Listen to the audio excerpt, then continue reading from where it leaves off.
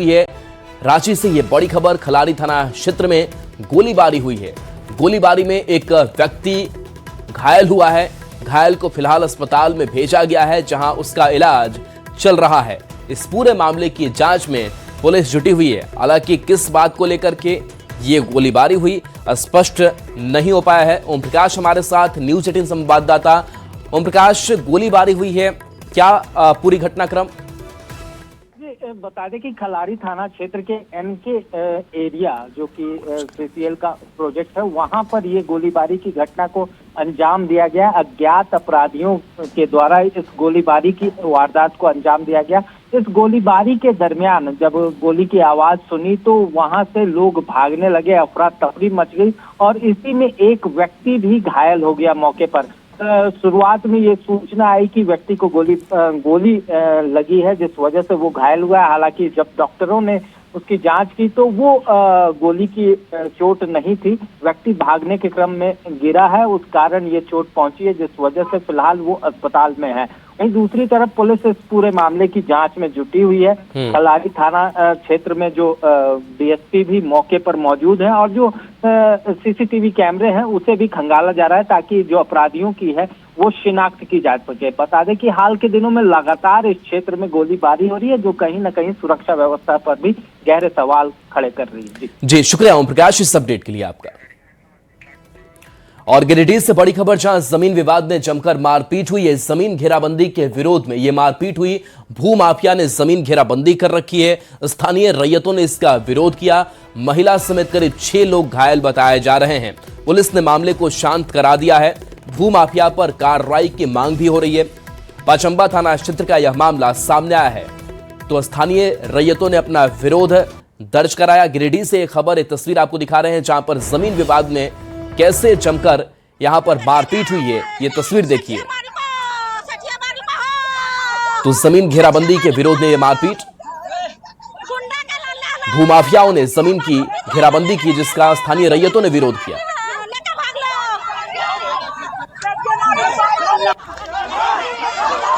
तो महिला समेत करीब 6 लोग घायल, जो मारपीट की तस्वीर देख रहे हैं।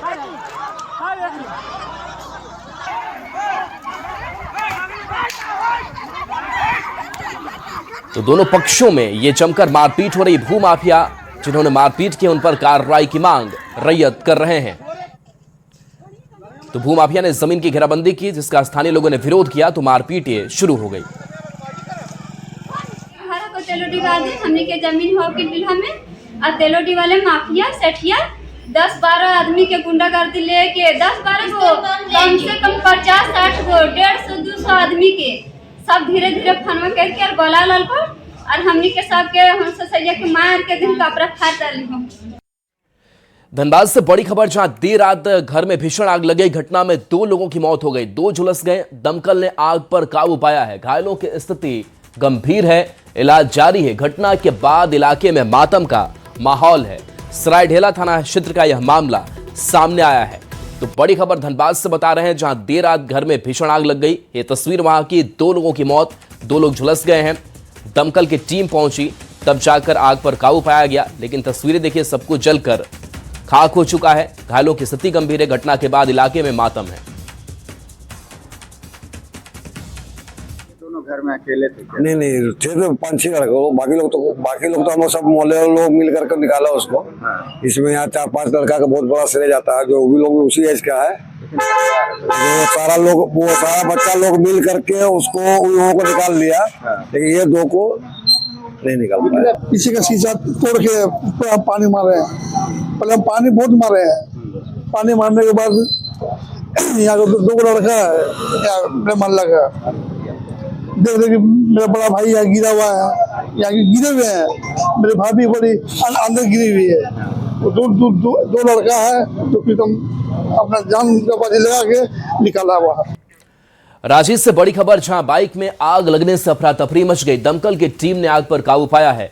बाइक पूरी तरह से जलकर खाक हो गई। घटना में कोई हताहत नहीं हुआ है। शॉर्ट सर्किट से आग लगने की आशंका है। ओटीसी ग्राउंड के पास से हादसा हुआ। हालांकि दमकल की टीम मौके पर पहुंची और इस आग पर काबू पाया जा सका।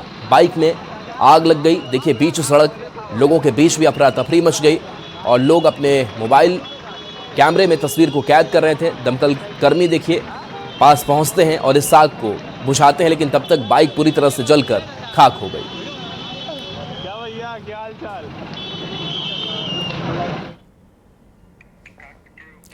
गिरिडीह से बड़ी खबर है, जहां किसान के घर में अचानक आग लग गई। 10 क्विंटल धान की फसल बर्बाद हो गई है। घर का काफी सामान भी जलकर खाक हो गया है। घटना के बाद गांव में अफरा तफरी है। कड़ी मशक्कत के बाद आग पर काबू पाया जा सका है। आग लगने का कारण पता नहीं चल पाया है। पीड़ित ने प्रशासन से मुआवजे की मांग की है।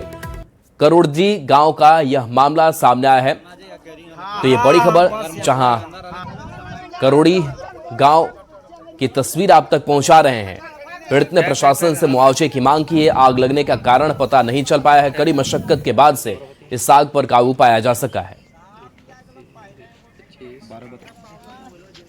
घर में नहीं थे, हम लोग लेबर काम करने गए थे। एकाएक देखे कि हम लोग घर में अचानक पूरा आग लग गया। वो बाहर वाला क्या क्या नुकसान हुआ? 50 मन धान था, बिचाली था, अच्छा, गदा वदा था, सब था, और खाटे वगैरह, मोबाइल था। खबर रांची से है, जहां इसी के फैसले के बाद रिम्स की जमीन पर बने तमाम अतिक्रमण को ध्वस्त किया जा रहा है। बस्ती से लेकर अपार्टमेंट तक पर कार्रवाई हो रही है, लेकिन इस कार्रवाई के दौरान गरीबों के उजड़ते आशियाने, सरकारी मशीनरी और व्यवस्था पर कई सवाल भी खड़े कर रहे हैं। ये तस्वीरें हैं सुकू के ध्वस्त घर की, जहां वो सर्द हवाओं के बीच रात गुजारकर सुबह से अपनी गृहस्थी को फिर से समेटती नजर आ रही है। सुकू ने इस दौरान उस सवाल भी खड़े किए कि वो पूरी सरकारी मशीनरी और व्यवस्था पर चोट करती है। रिम्स की जमीन पर अतिक्रमण के खिलाफ झारखंड हाईकोर्ट का एक ऐसा ही फैसला आया है। उस फैसले के बाद लगातार रिम्स की जमीन का चिन्हितीकरण किया जा रहा है कि कहां तक रिम्स की जमीन है, और उसके बाद तमाम जो अतिक्रमण है उसे तोड़ा जा रहा है। लेकिन सबसे बड़ा सवाल है कि यहां पर जिन लोगों के घर टूटे हैं वो अपने आशियानों को एक बार फिर समेटने की कोशिश कर रहे हैं। हम सीधे जानेंगे, ये घर आपका टूटा है? कब टूटा ये घर? शुक्रवार को टूटा है। शुक्रवार? हाँ। तो ये आपने घर कब बनाया था? बनाए थे लास्ट लॉकडाउन को में 2022 में बनाए थे सर। 2022 में? तो हम लोग 2022 से बना रहे थे। उस समय अगर उसका जमीन था तो उसको बोलना चाहिए था कि रिम्स का जमीन है कि मत बनाइए, कभी टूटेगा या कुछ तो उसको बोलना चाहिए था ना सर। आदमी बना के, अच्छा गरीब आदमी है, हम लोग का कुछ है ही नहीं है, तो कम से कम हम लोग का रहने का, जीने का हक नहीं है क्या? क्या करते हैं आप? हम तो सर ऐसे ही रिम्स में करते हैं। रिम्स में ही काम करते हैं? क्या काम करते हैं रिम्स में? उसमें हाउस कीपिंग है सर। पूरी जमा पूंजी इस घर में लग गई? हाँ, सब लग गया उसमें। किसी तरह जोड़ के बनाए थे घर, वो भी टूट गया। हम लोग तो थे नहीं, हम लोग तो ड्यूटी करने वाला हम लोग तो थे नहीं। तो फिर रात में हम लोग देखे तो बोले क्या हुआ है, ये सब का हो रहा है, हम लोग को पता नहीं था। अगर उसका ज़मीन था तो उसको बोलना चाहिए था। इतना रिम्स के सोया हुआ था इतना दिन से, अपना ज़मीन लेकर अपना ज़मीन में अपना कब्जा करके रख देना चाहिए। यहाँ कोई कंस्ट्रक्शन हुआ तो वास्तव में इस कंस्ट्रक्शन को मंजूरी कैसे दी गई, इसको लेकर सवाल उठाना नगर निगम का काम है। तमाम सरकारी मशीनरी इस मामले में फेल रही है, लेकिन नुकसान उन्होंने झेला है जिन्होंने जमीन पर अपना पैसा लगाया। अतिक्रमण के नाम पर उनका आशियाना टूटा। वही तो चक्कर में है कि नया घर बनाने के लिए हम लोग का जमीन नहीं है, तो बस ईटा को ले जाएंगे बोल के। क्या नाम हुआ आपका? नथू राव। नथू उरांव? नथू उरांव जी 70 साल की उम्र में एक नया आशियाना बनाने की कोशिश कर रहे हैं। पुराने आशियाने के टूटे मलबों में नई उम्मीद ढूंढ रहे हैं। ये बता रहे हैं कि वास्तव में हम परदेसी नहीं हैं, इसी मिट्टी से आए हैं, हमारी उड़ान मत रोको, हम पेड़ से आए हैं, पिंजरे से नहीं आए हैं। संजय कुमार सिन्हा, न्यूज़ 18, रांची। और बोकारो से बड़ी खबर, जहां किडनैप ठेका मजदूर का शव मिला है। शव मिलने के बाद लोगों ने हंगामा किया है। तो ठेका मजदूर जो किडनैप किया गया था, शव मिलने के बाद अब लोगों ने हंगामा किया है। हरला थाने में जमकर हंगामा हुआ है। पुलिस पर आरोपियों को छोड़ने का भी आरोप है। भीड़ बढ़ते देख पुलिस बल की तैनाती मौके पर कर दी गई है। डीएसपी थाना प्रभारी से लोग उलझ पड़े। मुख्य आरोपी विनोद सहित 6 गिरफ्त में है। 10 दिसंबर को अपहरण हुआ था।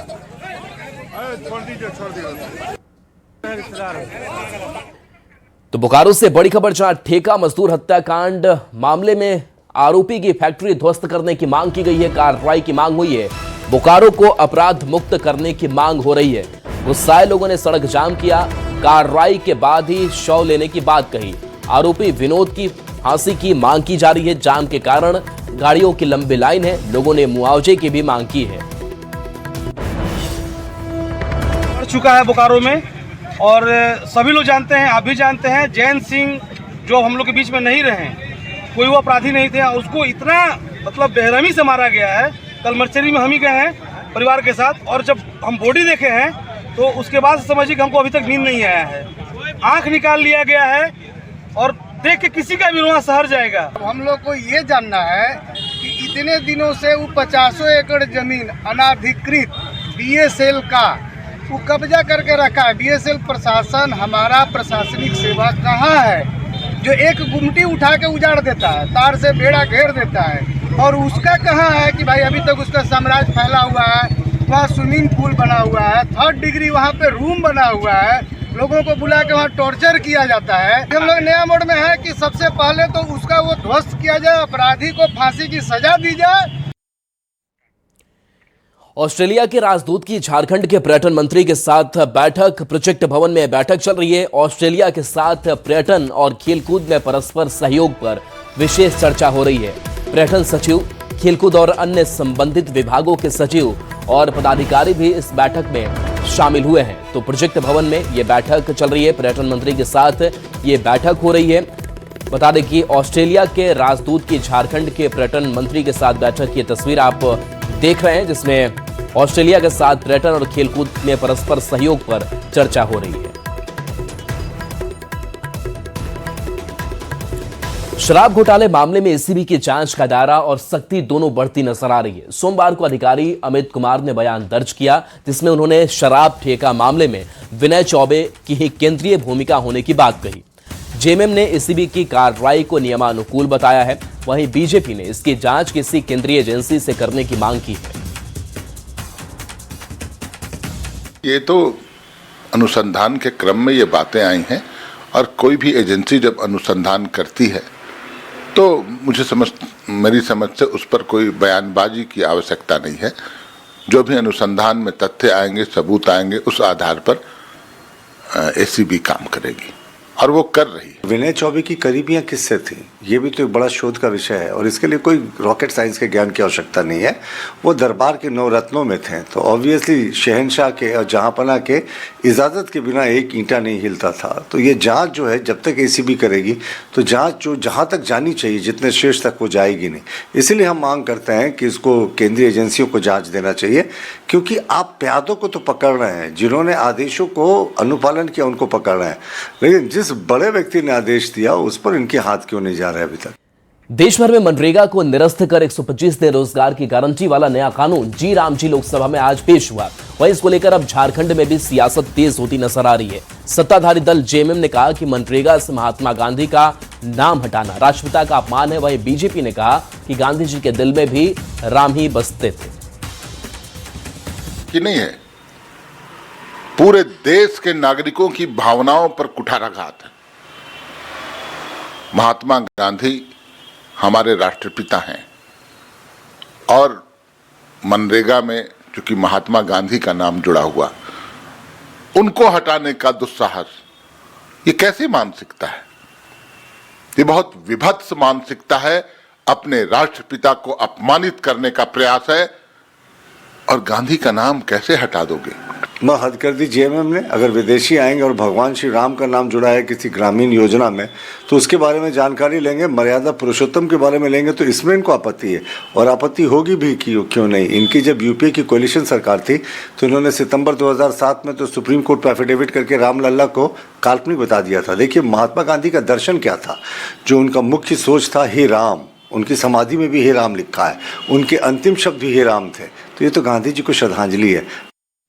सीएम हेमंत सोरेन दिल्ली दौरे पर हैं। उनके साथ विधायक कल्पना सोरेन भी हैं।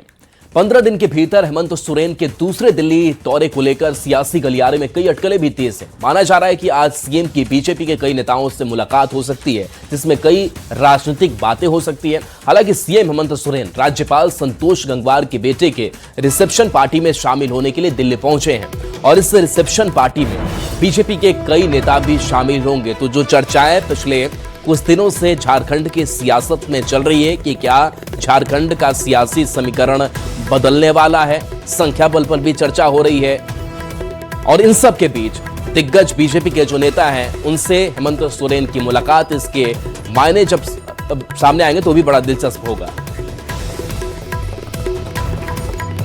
वहीं अब इस बीच राजनीतिक बयानबाजी भी तेज हो गई है। जेएमएम ने इसे राजनीति से अलग हटकर बताया और बीजेपी ने कहा कि कांग्रेस और आरजेडी पर इस तरह की हवा उड़ाते हैं ताकि जेएमएम उसे सत्ता से बाहर न कर दे। हकीकत यह है कि माननीय मुख्यमंत्री एक शादी समारोह में गए हैं और मैं समझता हूं कल वो वापस भी आ जाएंगे। तो इन सब बातों में कोई दम नहीं है, सिर्फ अटकलबाजियां हैं। और मैं बताऊं आपको ये हवा कहाँ से चलती है? ये हवा चलती है राजद और कांग्रेस के कैंप से, जो सबसे सशंकित रहते हैं कि ये सरकार में हेमंत सोरेन उनको राजनीतिक रूप से कब लात मारकर बाहर निकाल दे। इसलिए कहीं भी कुछ ऐसी उनको अटकलें दिखती हैं तो उनके जो है ना वो कान खड़े हो जाते हैं कि साहब हमारा समय तो नहीं आ गया। तो बहरहाल ये एक समान शिष्टाचार मुझे लगता है मुलाकात होगी। विजय दिवस को लेकर केंद्रीय रक्षा राज्य मंत्री संजय सेठ ने सभी सैनिकों को सलाम किया। उन्होंने कहा कि 1971 में हमारे पराक्रमी वीर भारत माता की सपूतों ने पाकिस्तान को हराया और 93,000 पाकिस्तानी सैनिकों को सरेंडर करने पर मजबूर कर दिया। आज जब हम विजय दिवस मना रहे हैं तो मैं उन लाखों सैनिकों को सलाम करता हूं जो हमारी सीमाओं की रक्षा कर रहे हैं। आज जो लाखों सैनिक हजारों किलोमीटर के सरहद पर, जहां -30 डिग्री हो, पर्वत हो, आकाश, समुद्र, ऐसे लाखों सैनिकों को मैं सैल्यूट करता हूं और बधाई देता हूं। पराक्रमी वीरों पर गर्व करने वाला दिन है। रांची समेत राज्य भर में धान की खरीद शुरू हो गई है। राज्य के 700 से ज्यादा लैंपस केंद्रों में धान खरीद की व्यवस्था की गई है। हालांकि रांची के ग्रामीण इलाकों में पहले दिन उद्घाटन को लेकर लैंपस केंद्रों पर थोड़ी सुस्ती देखी गई। ये रिपोर्ट आपको दिखाते हैं। इंतजार खत्म, धान खरीद शुरू। 60 क्विंटल धान खरीद का लक्ष्य। राज्य भर में धान अधिप्राप्ति को लेकर धान क्रय केंद्रों पर खरीद शुरू कर दी गई है। राज्य भर के 700 से ज्यादा लैंपस केंद्रों पर धान खरीद की व्यवस्था है। बात रांची जिले के रातू रोड की करें तो यहाँ पाली लैंपस सेंटर पर दोपहर 12 बजे तक ताला लटका हुआ दिखा। जानकारी मिली कि सचिव बाजार गए हैं। लैंपस केंद्र पर लिखे नंबर पर जब हमने फोन किया तो आनन फानन में केंद्र का दरवाजा खुला। हम जमा किए हैं, अभी उनका उद्घाटन होगा, धान लिया जाएगा। अच्छा, कितने किसान जमा किए हैं? 3 किसान। 3 किसान, हाँ। कितना धान जमा किए हैं? उनका तो अभी कम ही लगाए हैं, मतलब उतना, किसी का 30 बोरा है, किसी का 20 बोरा है, किसी का 40 बोरा है, इस तरह जमा किए हैं। यानी इस लैंप से कितने रजिस्टर्ड किसान हैं? रजिस्टर्ड किसान मोटामोटी 600 सुपर होगा। जो रजिस्टर्ड किसान नहीं है वो क्या करेगा? वो तो बेच ही दे रहा है बाहर में। किस रेट में बेच रहा है? अब किस रेट में बेच रहा है?